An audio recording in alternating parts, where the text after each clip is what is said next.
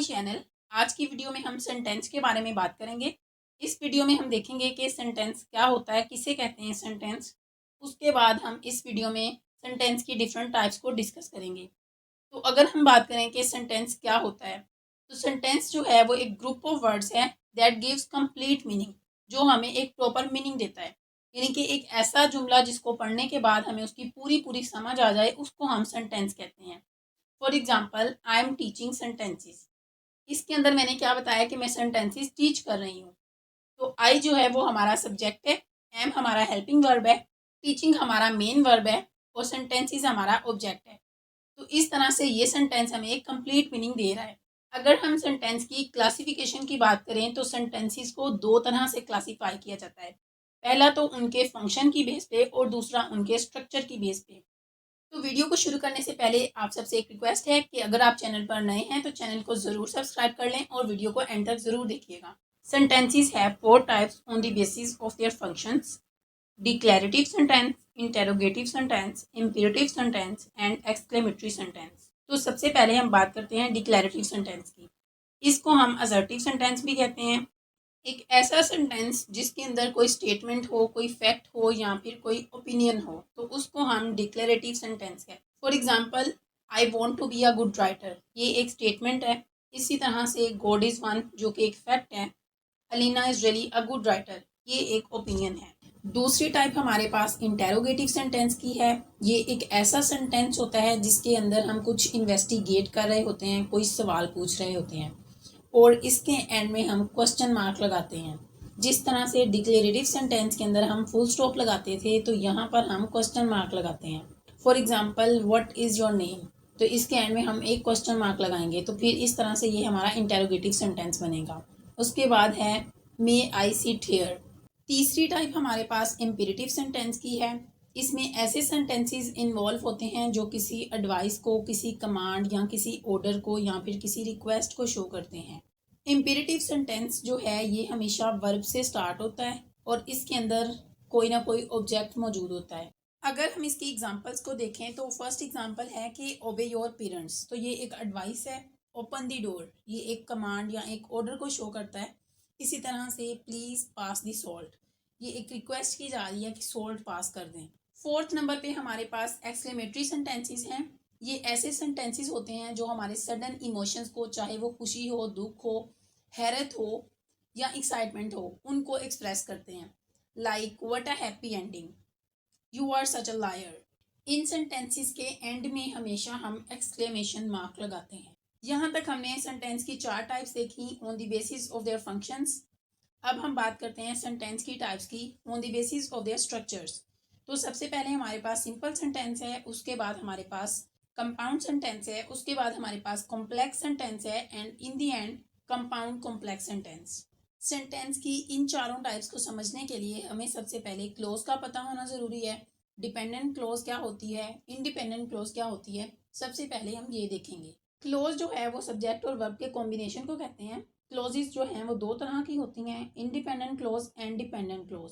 तो जो independent clause है, जैसा कि नाम से जाहिर है, ये किसी सेंटेंस के ऊपर या किसी वर्ड के ऊपर डिपेंडेंट नहीं होती, बल्कि एक कंप्लीट सेंटेंस होता है जो एक कंप्लीट मीनिंग देता है। फॉर एग्जाम्पल, वी स्लीप, इसमें वी हमारा सब्जेक्ट है, स्लीप हमारा वर्ब है। दूसरी हमारे पास डिपेंडेंट क्लोज है जो कि हमारी इंडिपेंडेंट क्लोज के ऊपर डिपेंड करती है। यानी सेंटेंस का मीनिंग ही कंप्लीट नहीं होता जब तक उसके साथ इंडिपेंडेंट क्लोज को लगाया नहीं जाएगा। और जो हमारी डिपेंडेंट क्लोज है वो सबऑर्डिनेटिंग कंजंक्शन से स्टार्ट होती है। सबऑर्डिनेटिंग कंजंक्शंस कौन कौन सी हैं? Rather than, since, that, in order, if, despite. अब हम इसकी एग्जांपल देखते हैं। Unless Ali apologizes to me. अब अनलेस जो है वो हमारी सबऑर्डिनेटिंग कंजंक्शन है, ठीक है, लेकिन हमें सेंटेंस का कोई कंप्लीट मीनिंग नहीं मिल रहा। अनलेस अली अपोलोजाइजेस टू मी, उसके आगे बात ही कंप्लीट नहीं हो रही। तो इसका मतलब है जो डिपेंडेंट क्लोज है वो हमारी इंडिपेंडेंट क्लोज के ऊपर मीनिंग को कंप्लीट करने के लिए, एक कंप्लीट मीनिंग देने के लिए डिपेंड करती है। सिंपल सेंटेंस एक ऐसा सेंटेंस होता है जिसके अंदर एक इंडिपेंडेंट क्लोज होती है जो कि कंप्लीट मीनिंग देती है और इसके अंदर कोई डिपेंडेंट क्लोज नहीं होती और इसके अंदर एक ही आइडिया के बारे में बात की जाती है। For example, I love dogs. I हमारा सब्जेक्ट है, लव हमारा वर्ब है और डॉग्स हमारा ऑब्जेक्ट है। Compound sentence is a combination of at least two or more independent clauses. Independent clauses are combined by coordinating conjunctions. In English, we have 7 coordinating conjunctions: for, and, nor, but, or, yet, so. We can remember it by acronym FANVOICE. अब हम इसकी example देखते हैं. The sun was shining, ये एक independent clause है. ये अपने आप में एक कंप्लीट सेंटेंस है. इट वॉज कोल्ड आउटसाइड, ये भी एक इंडिपेंडेंट क्लोज है और ये भी हमें एक कंप्लीट मीनिंग कन्वे कर रही है. लेकिन जब हम इन दोनों सेंटेंसेस को आपस में एक कोऑर्डिनेटिंग कंजंक्शन की हेल्प से कंबाइन करते हैं तो ये एक कंपाउंड सेंटेंस बनता है. Like the sun was shining but it was cold outside. तो इसका मतलब है कि कंपाउंड सेंटेंस एक ऐसा सेंटेंस होता है जिसके अंदर दो इंडिपेंडेंट क्लोजेस होंगी. उनको किसकी मदद से हम जोड़ेंगे?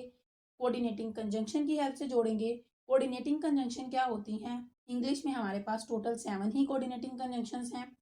उनको हम FANVOICE एक एक्रोनिम है उसकी हेल्प से याद रख सकते हैं. आई होप इसकी आपको समझ आ गई होगी.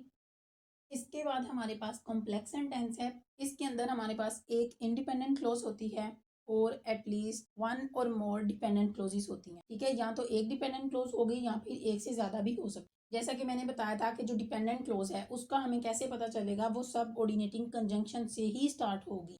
फॉर एग्जाम्पल, हमारे पास एक सेंटेंस है, although it was raining I decided to go for a walk. अब अगर हम सेंटेंस को सिर्फ यहाँ तक देखते हैं, ऑल्दो इट वॉज रेनिंग, तो यहाँ तक सेंटेंस हमें एक कंप्लीट मीनिंग ही नहीं दे रहा. और ऊपर से इसके शुरू में क्या लगा हुआ है? एक सबऑर्डिनेटिंग कंजंक्शन है, ऑल्दो. तो इसका मतलब है ये हमारी डिपेंडेंट क्लोज है. यानी जब तक हम अपनी इंडिपेंडेंट क्लोज, जो कि कौन सी है, I decided to go for a walk, उसको इसके साथ कंबाइन नहीं करेंगे तब तक ये सेंटेंस हमें कंप्लीट मीनिंग नहीं देगा. तो जो इस तरह के सेंटेंसेस होते हैं उनको हम कम्प्लेक्स सेंटेंसेस कहते हैं. इसी तरह से दूसरी एग्जांपल है, if you don't come to my party tonight I will never see you again. अगर इस सेंटेंस में हम देखें I will never see you again, तो ये अपने आप में ही एक कंप्लीट सेंटेंस है, एक कंप्लीट मीनिंग दे रहा है. लेकिन जो स्टार्टिंग वाला पार्ट है, if you don't come to my party tonight, ये हमारी डिपेंडेंट क्लोज है जो कि हमारे इस पार्ट के ऊपर डिपेंड कर रही है, आई will never see you again के ऊपर. और लास्ट में हमारे पास कंपाउंड कॉम्प्लेक्स सेंटेंसेस हैं. इनके अंदर हमारे पास दो या दो से ज़्यादा इंडिपेंडेंट क्लोजेस होती हैं और एटलीस्ट 1 डिपेंडेंट क्लोज होती है.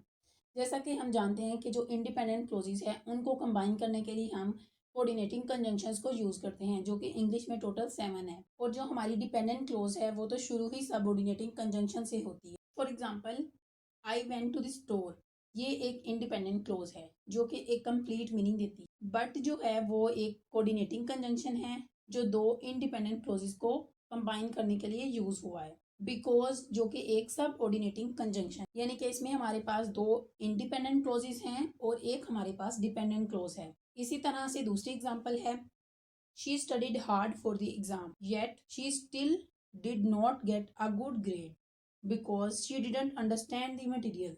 इसके अंदर भी येट जो है वो हमारी कोऑर्डिनेटिंग कंजंक्शन है जो दो इंडिपेंडेंट क्लोजेस को कंबाइन करने के लिए यूज हुई है. और बिकॉज जो है वो हमारी सबऑर्डिनेटिंग कंजंक्शन है जो कि डिपेंडेंट क्लोज के स्टार्ट में आती है. तो जी हाँ डियर व्यूवर्स, ये थी मेरी आज की वीडियो. आई होप आप लोगों को समझ आई होगी. लेकिन फिर भी अगर आप लोगों का कोई क्वेश्चन हो, कोई सवाल हो, तो आप लोग कमेंट सेक्शन में ज़रूर पूछिएगा. I will try my best to answer you. और मेरे चैनल को ज़रूर विजिट करें और बाकी वीडियोज़ को भी वॉच करें. Thank you so much for watching.